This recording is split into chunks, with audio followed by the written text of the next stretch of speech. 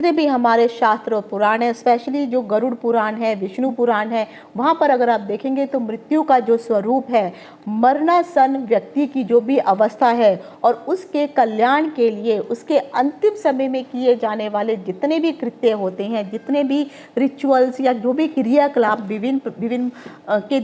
धर्मों के अनुसार जो है, चाहे वह उनको कोई दान वगैरह देना हो, चाहे कोई पिंड दान इत्यादि करना हो, इन सब के बारे में व्याख्याएं आपको इन शास्त्रों में देखने को मिलेंगी ही मिलेंगी। और प्रतिवर्ष जब भी पितृपक्ष आता है तो श्राद्ध करने के महत्व को भी अत्यधिक माना गया है, और जो लोग श्राद्ध नहीं करते हैं तो उन्हें नाना प्रकार के दुख भोगने पड़ते हैं। ये बात सत्य है कि श्राद्ध सभी को करना चाहिए, शास्त्रों में उसका विधि विधान बताया गया है। इसमें ये बताया गया है कि मनुष्य इस लोक के जाने के पश्चात अपने पारलौकिक जीवन को किस प्रकार से सुख और समृद्ध और शांति में बना सकता है, तथा वह उसकी मृत्यु के पश्चात उस प्राणी के जितने भी परिवार के सदस्य होते हैं, उस प्राणी की आत्मा के उद्धार के लिए उसके पुत्र और पौत्र इत्यादि को किस किस प्रकार के कर्तव्यों का जो है पालन करना होता है, इन सब की जानकारी आप लोगों को होना अत्यंत आवश्यक है। क्योंकि जब आप श्राद्ध करेंगे तो आपके बच्चे देखेंगे कि किस प्रकार से श्राद्ध की विधियां होती हैं, फिर कल को वो इन विधियों को सीखेंगे, और फिर जब हम लोग यहाँ से जाएंगे तो वो उसी विधि विधान से श्राद्ध इत्यादि अवश्य करेंगे। तो श्राद्ध में जो चीज़ों को नहीं ग्रहण किया जाना चाहिए, ऐसी बहुत सारी चीज़ें हैं जो जाने अनजाने में हमें पता नहीं होती है और हम उनका प्रयोग कर लेते हैं।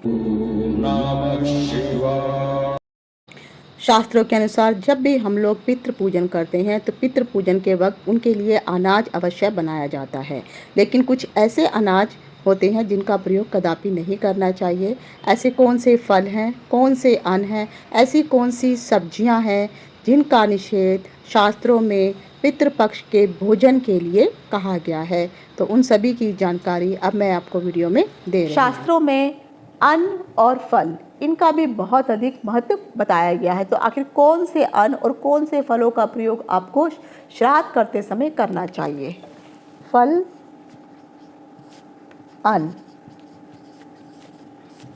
और कौन से फलों और का प्रयोग या अन्न का प्रयोग या सब्जी का प्रयोग आपको नहीं करना चाहिए। शास्त्रों में ये कहा गया है कि जब ब्रह्मा जी ने इस संसार की रचना की तो वहाँ पर सबसे पहले जो था पशुओं में उन्होंने गाय की रचना की थी। उसके पश्चात श्राद्ध में सबसे पहले जब भी आप कोई भी दूध का प्रयोग करेंगे तो गाय के दूध का, गाय के घी का ही प्रयोग श्राद्ध में करना चाहिए।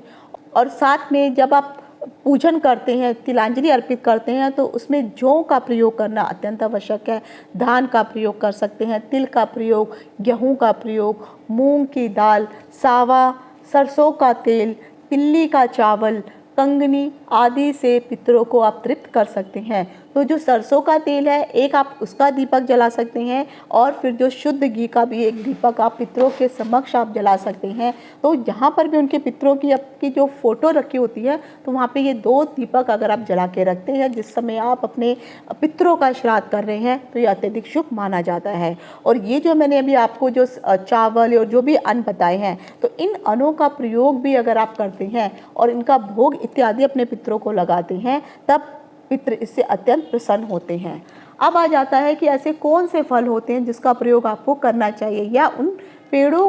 के पत्तों का भी प्रयोग आप जो है तिलांजलि के समय कर सकते हैं। तो सबसे पहले शास्त्र में बताया गया है जो आम का पेड़ है, आमड़ा है, बेल, अनार, बिजोरा, फिर जो पुराने रंग का जो पुराना आंवला होता है, फिर खीर का प्रयोग, नारियल, फालसा, नारंगी अर्थात जो ऑरेंज होता है, खजूर, अंगूर, फिर नीलकेंथ, परवल, चिरौंजी, बेर, जंगली बेर, इंद्रजो और भतुआ, जो ये चीज़ें हैं, इन सबको कैसे करके अगर आप जितने ज़्यादा से ज़्यादा चीज़ों को जोड़ सकते हैं, तो इन चीज़ों का प्रयोग अगर आप अपने पितरों के समक्ष तिलांजलि कर देते वक्त या उनको अन्न वगैरह अर्पित करते वक्त अगर इनका प्रयोग करते हैं, ये अत्यधिक शुभ माना जाता है। उसके पश्चात आता है जौ, कंगनी, मूंग दाल, गेहूँ, धान, तिल, मटर और कचनार तथा सरसों, इनका प्रयोग सर्वाधिक श्राद्ध में होना अत्यंत शुभ माना जाता है।